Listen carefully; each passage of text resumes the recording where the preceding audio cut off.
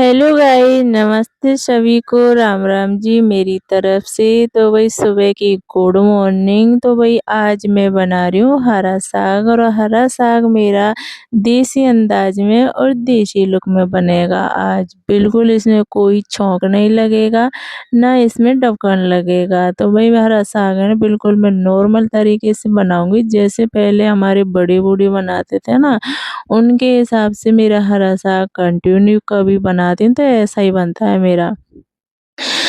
तो वही है ना, यहाँ पे मैंने कुछ पत्ते लिए थे, और वो पत्ते लिए थे तो मैंने किसके लिए वो भी मैं आपको बताऊंगी, क्योंकि ज़्यादा पत्ते तो मेरे पास है नहीं कि मैं सारे को मिक्स कर सकूं। क्योंकि कुछ पत्ते मैंने पड़ोसन से लिए थे मेरी से, और कुछ पत्ते मेरे गार्डन से लिए थे मैंने। तो भाई इनके जो डांड है ना, इतने लंबे लंबे थे, तो भाई मैंने ना यहाँ से कट कर दिए थे, क्योंकि भाई फैमिली हमारी हम दो ही गए खाने वाले। तो मैंने यहाँ से नीचे-नीचे से थोड़े-थोड़े से पत्ते लिए थे, और बाकी के सारे मैंने हटा दिए थे। तो ये जो पत्ते हैं ना, आपको बता रही हूँ कि भाई पालक के जैसे पत्ते हैं, ये सरसों कौन-सी है? आप ज़रूर बताना कमेंट में, क्योंकि हमारे भी राजस्थान में होती है ऐसी सरसों, पर वो सरसों नहीं है। और हम जहाँ रहते हैं वहाँ पे भी मैं सरसों देखती हूँ, तो ये वाली सरसों बिल्कुल नहीं है। तो भाई जो मेरी पड़ोसन है ना, वो नैनीताल की रहने वाली है, तो भाई जहाँ पे नैनीताल में पैदा होती है ये वाली सरसों, तो बिल्कुल पालक जैसे पत्ते हैं सरसों के। तो वही उसने लगा रखी है उनके क्वार्टर के सामने। तो उन्होंने मुझे दिया था कि दीदी एक बार आप इसकी बना के देखो कैसी लगे, बहुत अच्छी लगती है। तो मैं पहली बार बना रही हूँ ये वाली सरसों की।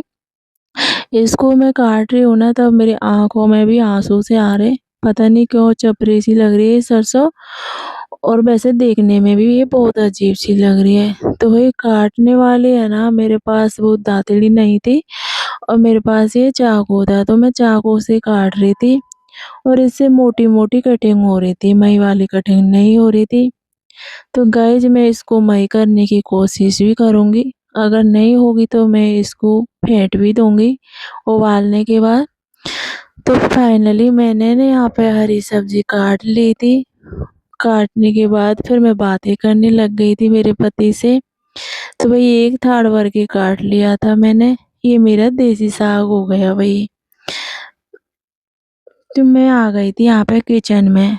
किचन में मैंने है ना भगोनी में पानी ले लिया था, और पानी मैंने खूब उबाल लिया था अच्छे से। उबालने के बाद फिर मैंने इसमें हरा साग भी डाल दिया था। हरा साग मेरा इतना ज़्यादा हो गया था, मैं सोच रही थी कि पता नहीं, फैमिली तो हमारी बहुत कम है, हम 2 ही आदमी हैं खाने वाले, और इतना साग का मैं क्या करूँगी? तो वही मेरे यहाँ पे हरा साग वो सीज गया था, और सीजने के बाद ये बहुत ही कम हो गया था। तो यहाँ पे जो मैं हाथ से डाल रही हूँ ना, ये बाजरे का दलिया है, क्योंकि इसको पहले मेरी है ना माँ है ना बहुत ज़्यादा डालती थी, तो मैं देखती थी कि हरी सब्ज़ी में क्यों डालते हैं। तो इसको है ना अच्छे से घोंट में आ जाता है, मतलब इसे घुट जाता है हरा साग, तो इसीलिए ना ये इसको दलिया को इसलिए डालते हैं। तो भई मैंने दलिया भी डाल दिया था, और साथ ही साथ में मैंने यहाँ पे हींग भी डाल दी थी, क्योंकि हींग मैं हरी सब्ज़ी में और गोभी में और कढ़ी में तो बहुत ज़्यादा यूज़ करती हूँ, हींग के बिना मैं सब्ज़ी नहीं बनाती।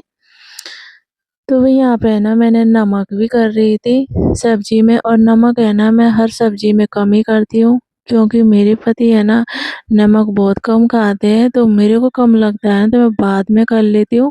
फिर जब नमक ज़्यादा हो जाता है ना, तो फिर वो मेरा टेंशन भी हो जाता है भाई कि ज़्यादा नमक कर दिया तो सब्ज़ी कोई काम की नहीं है। तो फाइनली मैंने ना यहाँ पे मिर्ची भी डाल दी थी, और ये मिर्ची है ना मैंने इतने बड़े टुकड़े इसलिए करे, क्योंकि वो चपड़ा खाना ज़्यादा पसंद नहीं करते। तो अगर है ना हरी सब्ज़ी में मोटी इसलिए काटी, क्योंकि उनको दिख जाएगी तो वो निकाल के थाली में भी रख देंगे। और यहाँ पे मैंने ना घी भी डाल रही हूँ इसमें। मैं सब्ज़ी बनाती हूँ ना तो घी मैं ज़रूर डालती हूँ, और हरी सब्ज़ी में तो ज़रूर ही डलता है। क्या उससे थोड़ा ऐसा लग जाता है भई अच्छे से, जाने ढक्कन भी दिया है, अच्छे से लगती भी अच्छी है हरी सब्ज़ी उससे। तो फाइनली मैंने ना यहाँ पे सभी चीज़ डाल दी थी, और डालने के बाद फिर मैं दोबारा देख रही थी उसको भई कहीं नीचे लग तो नहीं गई। तो ये ना हरा साग हमारा देसी लुक और देसी अंदाज़ का। तो ये जो मेरी छाछ में फेरने वाली मशीन है ना, इससे मैं इसको घोंट रही थी, और मैं सोच रही थी ताकि ऐसा ना रहे कि भई पानी दूर और सब्ज़ी दूर। तो ऐसा मैं नहीं देखना चाहती मेरी सब्ज़ी में, तो मैंने घोंट दी और फाइनली हम नहा धो के तैयार हो के खाने का भी हम रेडी हो गए थे खाने खाने के लिए। तो मैंने यहाँ पे सब्ज़ी कर ली थी अपनी थाली में और सब्ज़ी डालने के बाद फिर मैं आ गई थी यहाँ पे खाने के लिए, क्योंकि भई सब्ज़ी को देख के मन कर रहा था जल्दी से खाऊँ मैं, मुझे भूख लग रही है। तो भई सब्ज़ी है ना, हरा साग है ना, इतना अच्छा बना है, टेस्टी, घी डालने से और भी मज़ा आ गया खाने में। तो भई अगर मेरी वीडियो अच्छी लगी हो ना सभी को, तो सब्सक्राइब, लाइक, शेयर ज़रूर कर देना। मैं जानती हूँ कि मेरी वीडियो सभी को अच्छी लगी होगी, क्योंकि हरा साग देशी